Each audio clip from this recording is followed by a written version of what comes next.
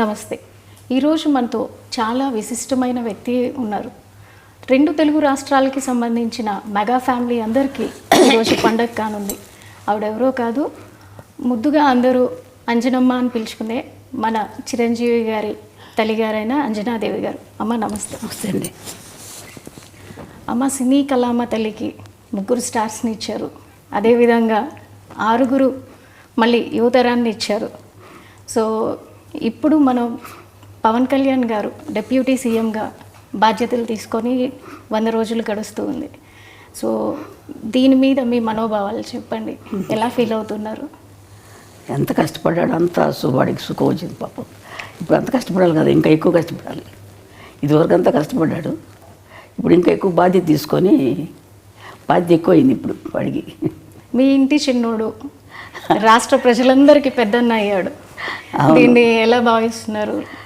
ఆయన బాధ్యతలు సంతోషంగా ఉంది. అంత కష్టపడ్డా వాడికి భగవంతుడు మంచి ఇది ఇచ్చాడు, అదృష్టం. ప్రజలకు సేవ చేసే భాగ్యం ప్రసాదించాడు. 10 ఏళ్ళు అవుతుంది ఇప్పటికీ ఆయన స్థాపించి. 10 ఏళ్ళ నుంచి ఇంటికి దూరంగా చాలా పీక్లో ఉన్నటువంటి కెరీర్ని పక్కన పెట్టి రాత్రింబవళ్ళు ప్రజలతోనే ఉంటూ ఆయన ఎక్కడ ఉంటే అక్కడ,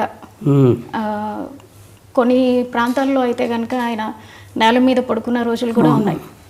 మంచినీళ్ళు దొరకని ప్రాంతాలు అంటే పాడేరు లాంటి ప్రాంతాల్లో కూడా ఆయన తిరిగి ఎప్పుడు పట్టుపరుపుల మీద ఉండే పర్సన్. ఒక్కసారిగా ఆ విధంగా ఉంటాం. అలా చూసినప్పుడు మీకు ఎలా అనిపించింది? బాధగా ఉంటుంది. మరి చెట్లు తిరుగుతున్నానంటే వారికి అవన్నీ ఏం లేదు. ఇంట్లో అయినా సరే ఎక్కడైనా అట్ట పడుకుంటాడు. అలా షూటింగ్ వచ్చేసి అలా ఆ సోఫాల మీద అలా పడుకొని నిద్రపోతాడు. గదిలో పడుకోవాలని లేదు. కష్టపడతాడు.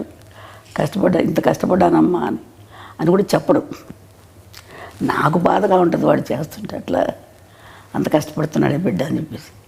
చిన్నప్పటి నుంచి కూడా ఏం అడిగేవాడు కాదు అసలు. చిన్నప్పుడు అదొకలా కామ్గా ఉండేవాడు అంతే మనిషి. అన్నం భోజనానికి రమ్మంటే కూడా వచ్చేవాడు కాదు. అందరూ వచ్చేవారు, వాడు లేట్గా వచ్చేవాడు భోజనానికి. ఇది కావాలి అది కావాలని ఏమి అడిగేవాడు కాదు అసలు. మీకు చేతి వంట ఏది ఇష్టం ఆయనకి? వాడికి పలావ్ ఇష్టం. పలావ్ ఇష్టం తింటాడు. ఏదైనా తింటాడు కానీ పలావ్ అంటే కొంచెం బాగా ఇష్టం. మీతో ఉన్నప్పుడు ఆయన ఎక్కువగా పలావ్ తీసుకుంటారు అంటే వెజ్జా నాన్ వెజ్జా? అది కూడా నాన్ వెజ్. నాన్ వెజ్ అడగడు. ఇది కావాలి అది కావాలని అడగడు నన్ను. ఏది నాకు మనసు ఒప్పగా చేసి పెడతాను. పెట్టాలి కదా వాడికి పాపం, ఏది అడగడని చెప్పేసి. సో చిన్నప్పటి నుంచి నాకు ఇది కావాలనేది అడిగారు? అస్సలు అడిగేవాడు కాదు. నేను ఏదో ఒక ఇంటర్వ్యూలో విన్నట్టు గుర్తు నాకు. చిన్నప్పుడు ఏదో టీవీఎస్ అడిగాను, కొనిపెట్టలేదు, అందుకే ఇప్పుడు కంటిన్యూస్గా నేను బైకులు కొంటున్నాను అని. నిజమేనా? ఏమో మరి నాకు జ్ఞాపకం లేదు అసలు.